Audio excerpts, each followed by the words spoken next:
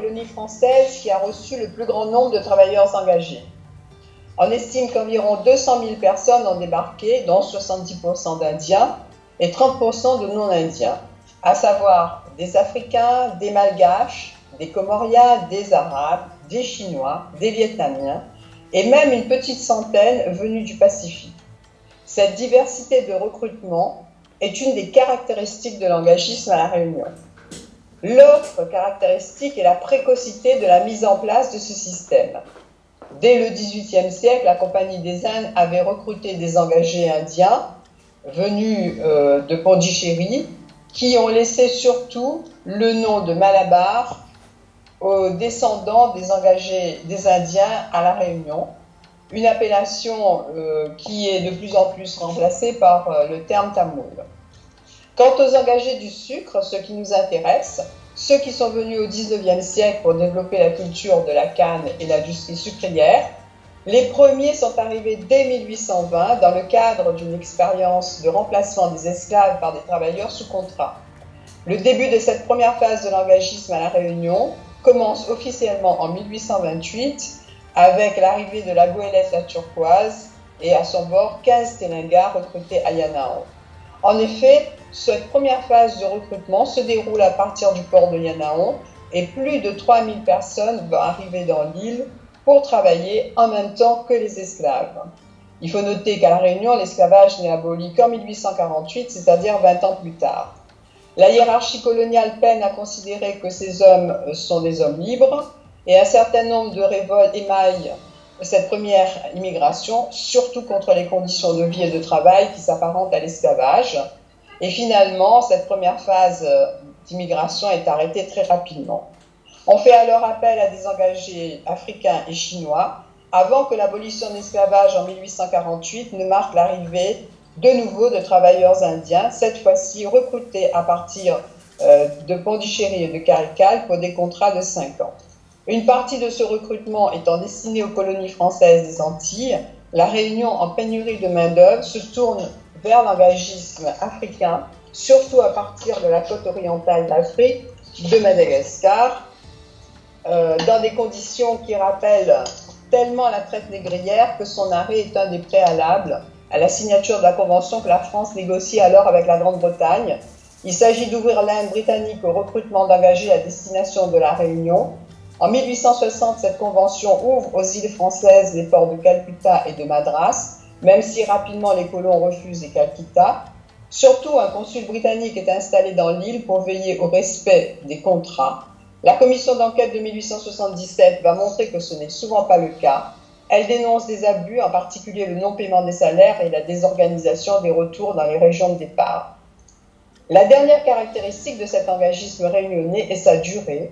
Sur plus d'un siècle, en 1933, les habitants de l'île Rodrigue sont encore recrutés comme engagés, même s'ils se révoltent très rapidement, les conditions réelles de vie et de travail ne correspondant pas à celles prévues dans les contrats.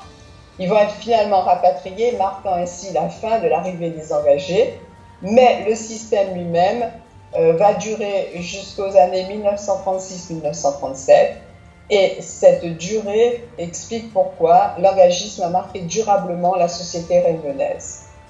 Pendant longtemps, la population a confondu engagisme et esclavage, surtout dans la mémoire des gens dont les familles sont restées longtemps tributaires des grands propriétaires terriens et qui subissaient il y a encore peu cette pression sur leur vie quotidienne et leurs pratiques religieuses. Depuis que les études historiques se multiplient, surtout depuis que les gens cherchent à se reconnecter à la terre des ancêtres, l'intérêt pour l'histoire de l'engagisme grandit et les recherches personnelles se multiplient, en particulier dans le domaine de la généalogie. Qui est mon ancêtre? Pourquoi est-il venu? Pourquoi mon patronyme est un prénom féminin?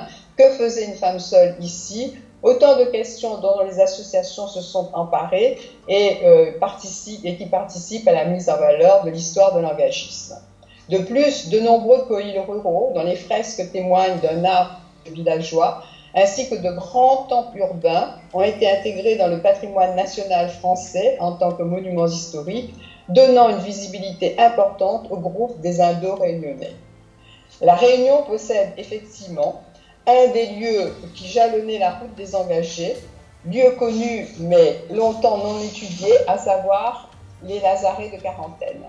En effet, dès le XVIIIe siècle, un contrôle sanitaire à l'arrivée a été mis en place pour vérifier si les bateaux et leurs passagers n'étaient pas porteurs de maladies épidémiques susceptibles d'impacter fortement la population.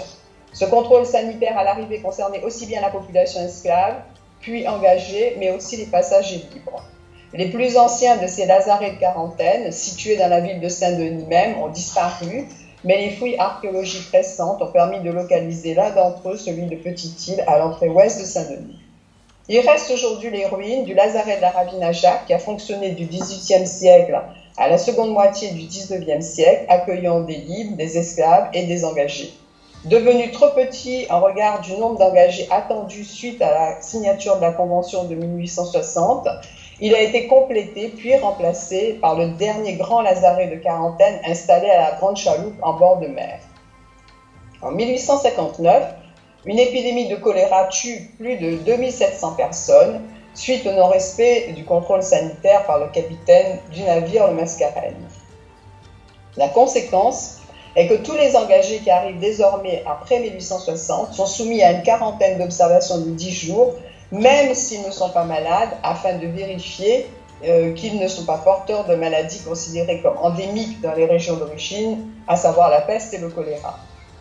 Livré en 1861, le lazaret de la Grande Chaloupe est formé de 2 groupes de bâtiments construits sur le même plan, avec des immenses dortoirs à étages où sont logés les immigrants, les familles d'un côté, les femmes d'un autre et la masse des hommes célibataires ailleurs. Le tout est entouré de hauts murs qui empêchent la communication à l'extérieur, car l'objectif est d'isoler ces nouveaux arrivants de la population. Des drapeaux jaunes signalent la mise en quarantaine. Si une maladie se déclare parmi les passagers, la quarantaine dure le temps que la maladie s'éteigne. Les lazarets comptent donc aussi des hôpitaux et des cimetières. Jusqu'aux années 1870, les lazarets de la Grande Chaloupe fonctionnaient en synergie avec celui de la Ravine-à-Jacques et accueillent parfois jusqu'à 3500 personnes alors que leur capacité réelle est de moitié. Les engagés qui ont signé un contrat de travail n'imaginaient pas certainement qu'à leur arrivée dans l'île, ils passeraient par ces lieux austères gardés par des murs et des remparts. Nombre d'entre eux ont fini leur voyage là. Une première campagne de fouilles archéologiques en 2012 dans le cimetière du Lazaret numéro 2 a dévoilé quelques squelettes, dont celui d'un jeune homme originaire de l'Inde. Si la majorité des engagés passés par ces lazarets sont des Indiens, il ne faut pas oublier que la Réunion a reçu plus de 30% de non-Indiens. C'est pourquoi les lazarets de la Grande Chaloupe sont considérés comme un patrimoine majeur du peuplement de l'île et à ce titre classés à l'inventaire supplémentaire des monuments historiques depuis 1998. Ils sont la propriété du département de la Réunion qui les met en valeur. C'est donc au lazaret de la Grande Chaloupe que se déroule chaque 11 novembre la journée de commémoration dédiée aux souvenirs des engagés. Contrairement à d'autres anciennes colonies, la Réunion célèbre non pas le début, mais la fin de l'arrivée des engagés indiens depuis de très nombreuses années. Après avoir rendu hommage aux ancêtres dans les cours des anciennes usines sucrières, les descendants des engagés de toutes origines se retrouvent au lazaret de la Grande Chaloupe. Une procession se dirige alors au bord de l'océan où les représentants de chaque communauté rendent hommage aux ancêtres selon leur rituel propre. C'est un moment de grande ferveur et la foule nombreuse qui assiste à cet hommage écoute dans le plus grand silence les prières. Les gens sont ensuite invités à lancer dans l'eau des fleurs, essentiellement des œillets d'Inde, qui recouvrent l'océan d'un jaune éclatant avant de dériver lentement vers le large, traçant ainsi le voyage du retour que les engagés morts sur l'île n'ont pu faire. C'est un moment très intense qui se poursuit ensuite sur le site même du lazaret par des discours officiels rappelant l'importance des divers groupes dans la formation de la société réunionnaise. Les participants peuvent ensuite assister à différentes prestations culturelles avant de partager un repas. C'est donc dans ce lieu patrimonial de la Grande Chaloupe que se déroule cette journée commémorative du 11 novembre qui réunit l'ensemble des descendants des engagés venus à la Réunion.